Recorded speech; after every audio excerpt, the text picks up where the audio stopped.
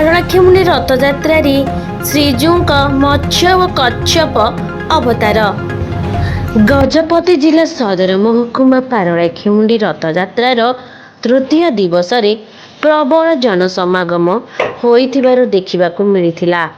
ତୃତୀୟ ଦିବସରେ ଶ୍ରୀଜୀଉଙ୍କ ମତ୍ସ୍ୟ ଓ କଚ୍ଛପ ବେଶରେ ଦର୍ଶନ ଦେଇଥିଲେ। ଏହାକୁ ଦେଖିବା ପାଇଁ ଗୁଣ୍ଡିଚା ବାଡ଼ିରେ ସମଗ୍ର ଗଜପତି ଜିଲ୍ଲା ସମେତ ପଡ଼ୋଶୀ ଆନ୍ଧ୍ରର ବିଭିନ୍ନ ଅଞ୍ଚଳରୁ ଶ୍ରଦ୍ଧାଳୁଙ୍କ ଭିଡ଼ ଜମିଥିଲା। ବିଶେଷ କରି ବୟସ୍କ ଓ ମହିଳାମାନଙ୍କ ସଂଖ୍ୟା ଅଧିକ ଥିଲା। ତେବେ ଦ୍ୱିତୀୟ ଦିବସରେ ବର୍ଷା କାରଣରୁ ଭିଡ଼ କମ୍ ରହିଥିବା ବେଳେ ଆଜି ତୃତୀୟ ଦିବସରେ ପ୍ରବଳ ବର୍ଷା ସତ୍ତ୍ୱେ ପ୍ରବଳ ଜନସମାଗମ ହୋଇଥିଲା। ଶାନ୍ତି ଶୃଙ୍ଖଳାକୁ ଦୃଷ୍ଟିରେ ରଖି ବହୁ ପୋଲିସ ମୁତୟନ ହୋଇଥିଲେ। ତୃତୀୟ ଦିବସରେ ଯାତ୍ରାରେ ମୀନା ବଜାର ଓ ଦୋକାନ ବଜାର ଗୁଡ଼ିକରେ ଗହଳି ହେବା ସହ ଭଲ ବ୍ୟବସାୟ ହୋଇଥିବାର ମଧ୍ୟ ଜଣାପଡ଼ିଛି।